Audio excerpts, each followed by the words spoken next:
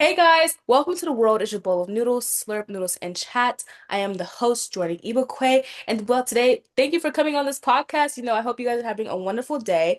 And let's give it up for Jack Dalton, who is a kid conservationist. He's incredible. He's actually an author, public speaker, and YouTuber, and was the Sussex Explorer for 2024 Young Explorer of the Year. Please give him a round of applause. He's absolutely phenomenal, and I can't wait to see more of him and what he has done. And Dalton, do you want to tell us a little bit about yourself, who you are, and what you do? Yeah, so my name's Jack. Like you said, I'm known as a kid conservationist. I primarily do work to protect orangutans. My goal is to get them off the endangered species list, but I also want to help protect our world and all of its inhabitants because our world is connected. So, Yeah. I want to do that through the power of education, inspiration, and action. So, over the years, I've helped to raise funds for orangutans, over $40,000, as well as, education initiatives, rainforest restoration, education programs. I've sold over 4,000 copies of my children's book, One the Orangutan Lost in the Rainforest, and I've gained over 1.25 million views on YouTube around the world. So I'm really proud of the work that I do, and I'm really excited to be talking to you today, Jordan. Thank you for having me. That's phenomenal. $40,000 for orangutans. That's absolutely like trust me, I do believe that animals deserve rights, that they are very much important to our ecosystems and they are very important to nature in general. And so the fact that you put so much time and like effort and commitment to saving orangutans and also like the inhabitants of the world and elephants and all the animals is amazing. And I do want to get into that. So what led to you wanting to become an animal, activist? Yeah, so my work began really when I was just about 8 years old. I fell in love with this one animal, orangutans. And that was because I was living in Tennessee at the time, going to this local zoo, and I was always seeing this one baby orangutan named Rowan. I fell in love with this little guy because of his red hair initially. I have red hair, so I felt that initial connection with them. But over the couple of weeks and months that I'd spend going to the zoo, I'd learn more about them and eventually see how just alike orangutans are with us humans. They share over 97% of their DNA with us. And I said, well, these are our close relatives. Why, if they're critically endangered, why aren't we doing something to help them?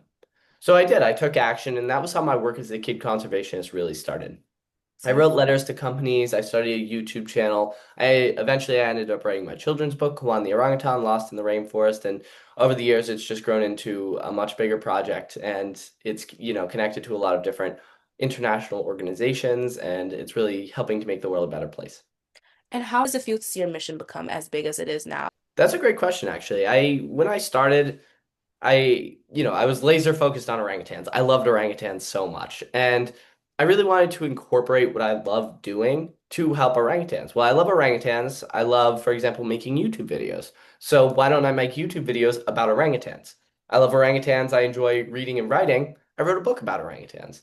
So I think at the start, I really wanted it to be about orangutans and I wanted to spread awareness of orangutans. But eventually I realized our world is being threatened, not just orangutans, but our entire world is being threatened through so many different issues. And we can't tackle them all, but we can definitely work to make these issues more accessible for everyone so that people not only know about, but also care about and want to take action to help the different issues affecting our world. So that can be plastics, that can be palm oil, that can be overconsumption of resources. It can be anything. There's a wide variety of issues facing our world, but luckily there's things we can all do to help them. And for me, I think the greatest measurement of impact isn't just the numbers.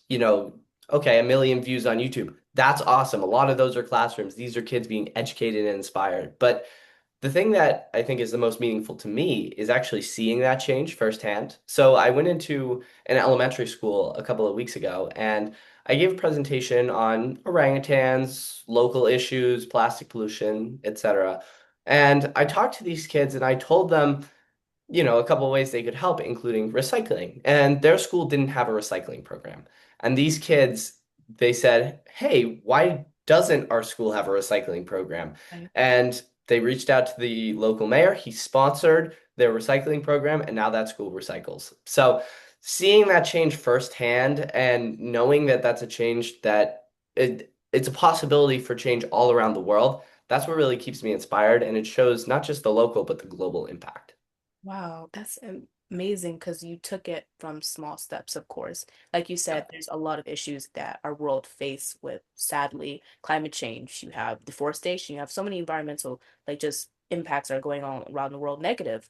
And so you really have to focus, okay, what is one thing that I can do to fix this? If I can help save animals, maybe I can help save a couple of trees, maybe I can help save the world, you know? So it's just like you started with something that you love, orangutans, and it led to more than just helping animals, but helping the environment, helping the climate. And so it's really impactful how you are taking it step by step. Taking these small steps because over time they can really add up. I'm a huge advocate for, okay, well, if you eat a lot of meat in your diet, for example, I encourage people to be a vegetarian, but you don't have to just be a vegetarian. Okay, I eat meat all the time, but now I eat no meat.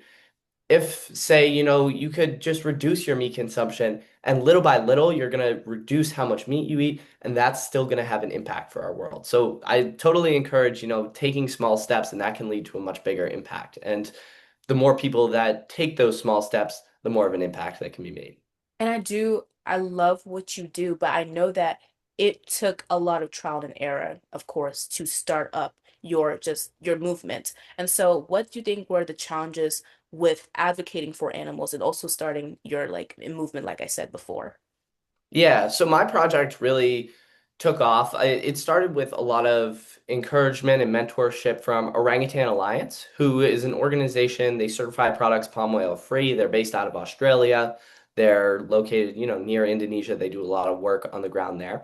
So over the years, they've really encouraged me and mentored me and helped me to get to where I am today. And they definitely helped me through a lot of those challenges. So back, my project started really in 2019 was when it took off.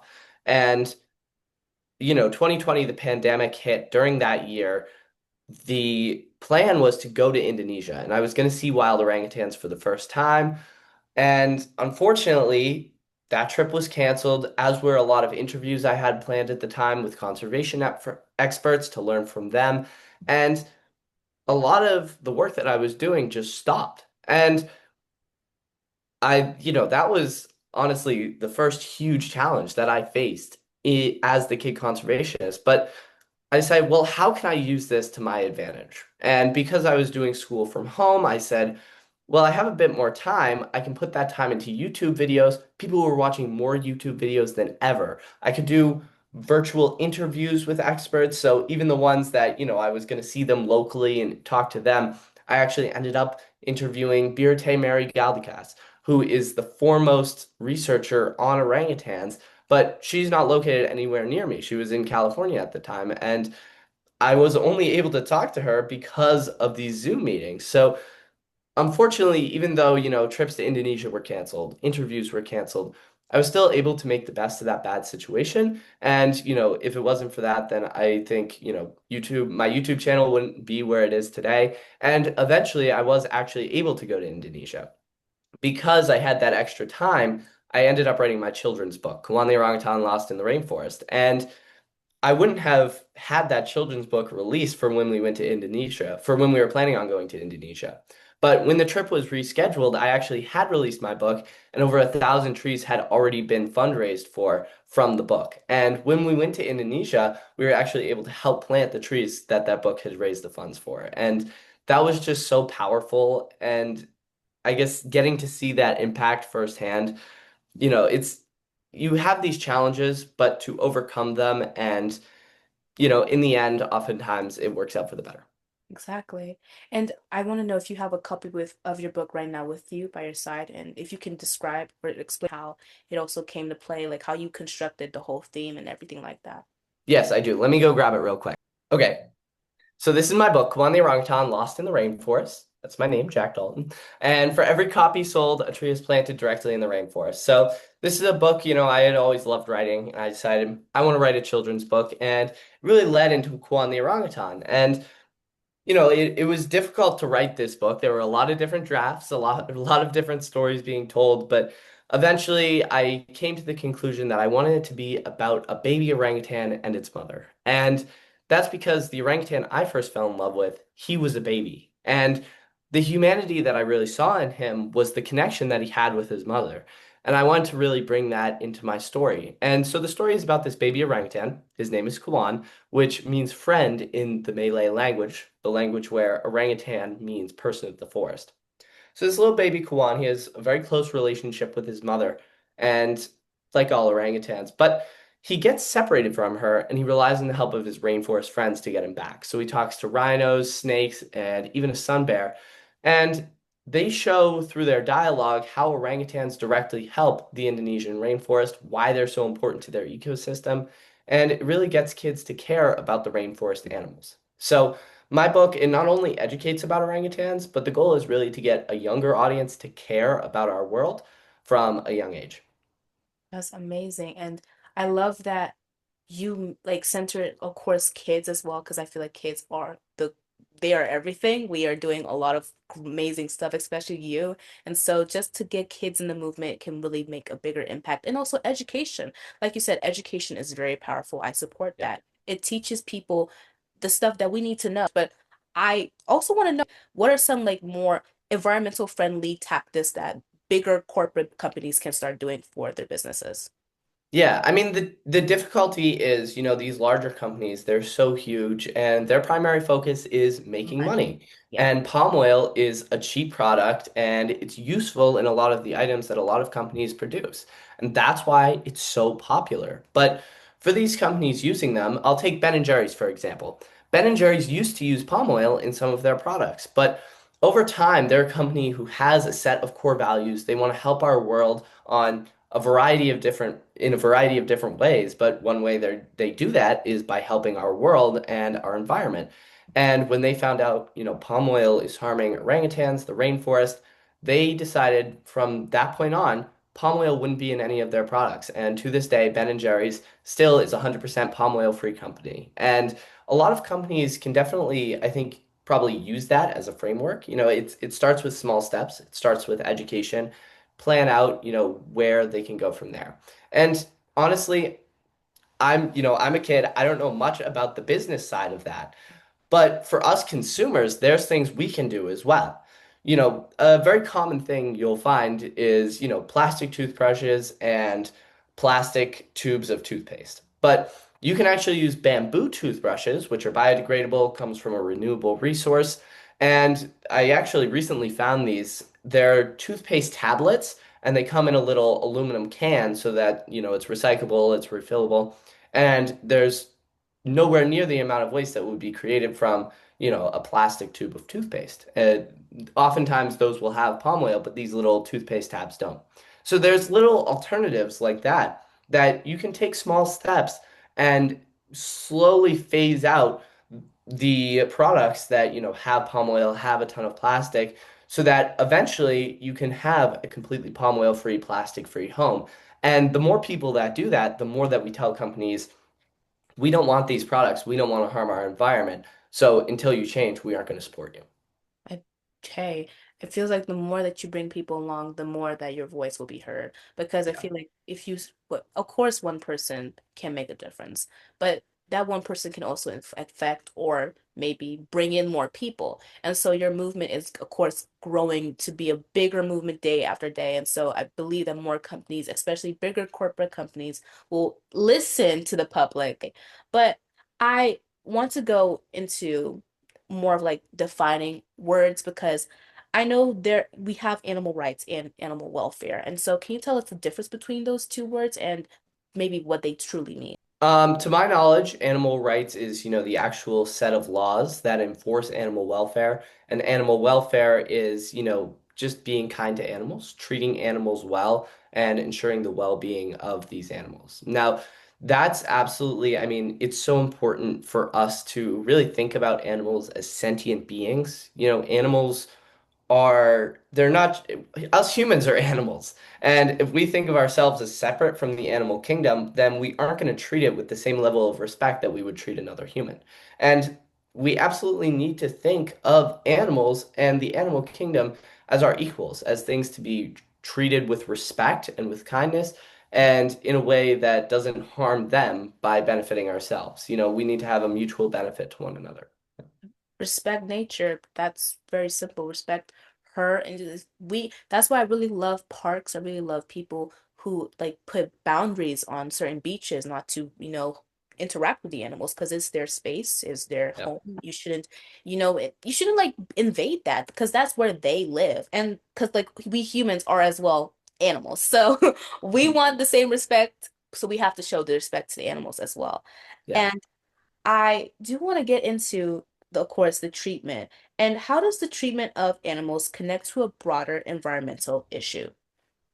Yeah, I mean, animals on, on a small scale, an animal in a zoo that's being mistreated in, a bad shelter that's being underfed or malnourished, that can almost be seen as a metaphor for our greater environment. Malnourishing and mistreating our environment.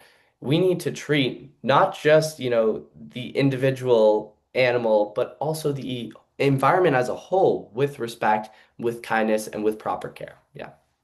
For sure. And I do want to take a quick break and tell the viewers out there who are watching, please go check out Jack Dalton's and his Instagram page. It's phenomenal.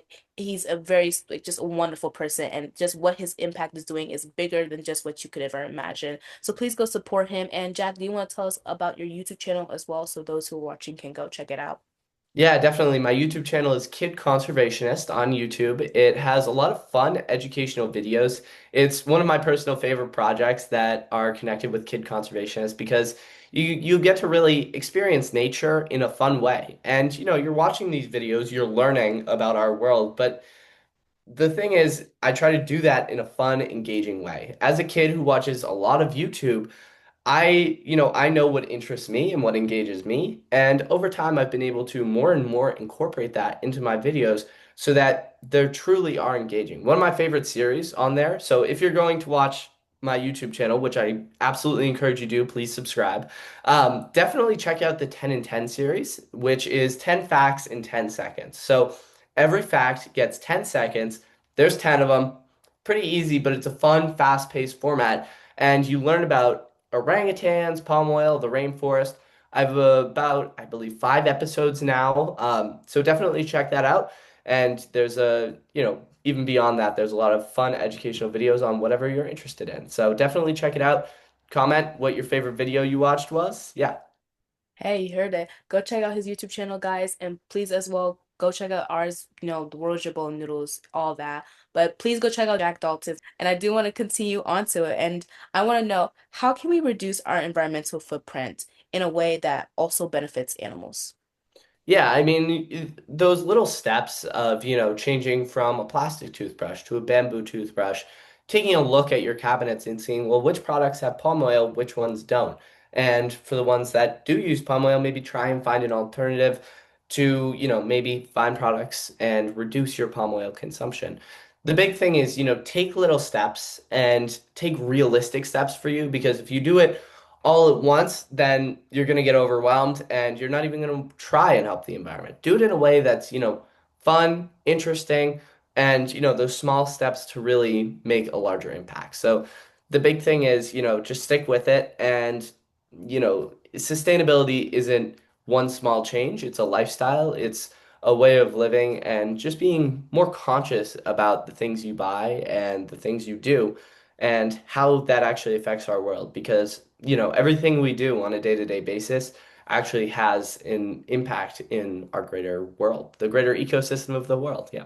Hey, exactly. Like, I feel like what I start doing now, because we've always used like cans, especially like that. So we try to limit that as possible. And also Ziploc. I loved using Ziploc when I was a kid to put my food in there, but we found other ways to do it. Like, we found more of like, I guess, durable kind of Ziplocs, much more like we can use every single time. Four of them in our house is phenomenal. And so there's always those small things that you can do to just limit waste for like, because Yeah. especially like pollution, just all the stuff that are going on. But I want to know from just you, like, do you know like what are future advancements or changes are you most hopeful for in animals' rights and environmental protection?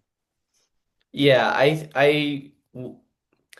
a change I really hope to see is,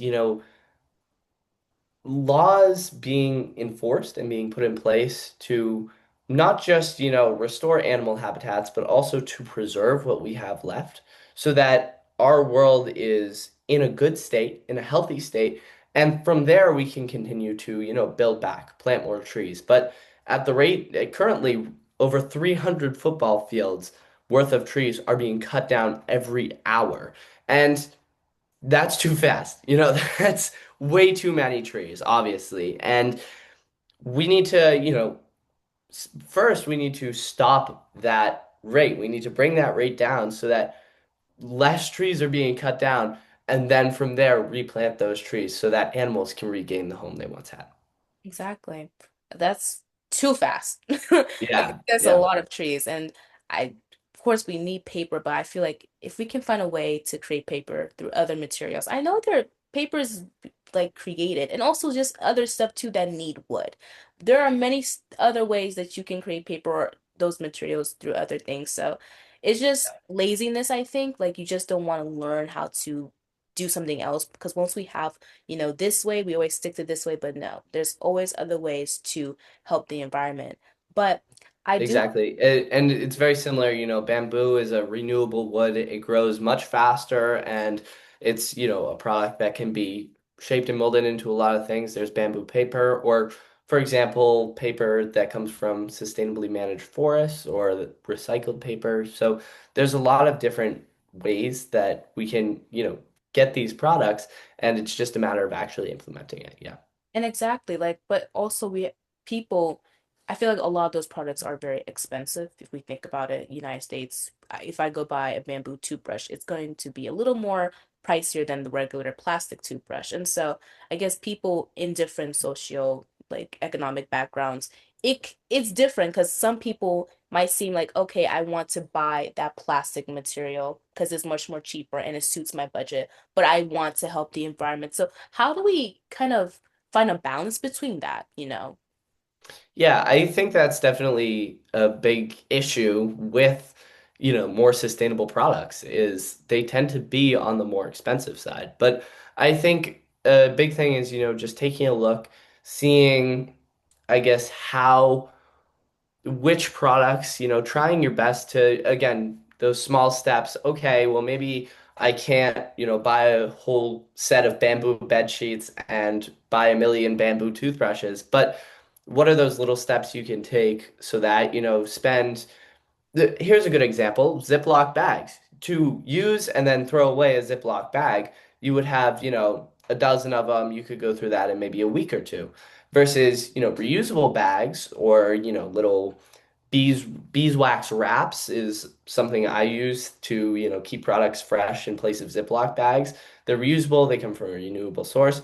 You buy those once and you have them for years and years. And in the long term, they actually end up saving you money. So those reusable products, oftentimes because, they'll be reusable, you don't need to keep buying new ones, and eventually that cost will come back to you.